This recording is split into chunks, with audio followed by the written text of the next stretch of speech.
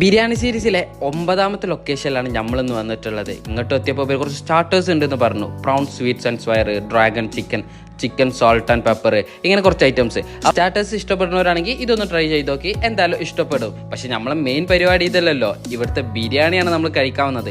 മട്ടനും ചിക്കനും ബീഫും ഒക്കെ നമ്മൾ ട്രൈ ചെയ്ത് നോക്കി. ഒക്കെ ഒന്നിനൊന്നും മെച്ചപ്പെട്ട സാധനങ്ങളാട്ടോ. ഞങ്ങൾക്ക് ഏറ്റവും കൂടുതൽ ഇഷ്ടമായത് മട്ടൻ ബിരിയാണിയാണ്. അതുപോലെ ഇവർ ഫ്ലേവർ എടുത്തിട്ട് പറയേണ്ട ഒരു സാധനം തന്നെയാണ്. ബിരിയാണി ഫാൻസിന് വേണ്ടി ഇവരൊരു ഫെസ്റ്റ് നടത്തുന്നുണ്ട്, ബിരിയാണി ഫെസ്റ്റ്.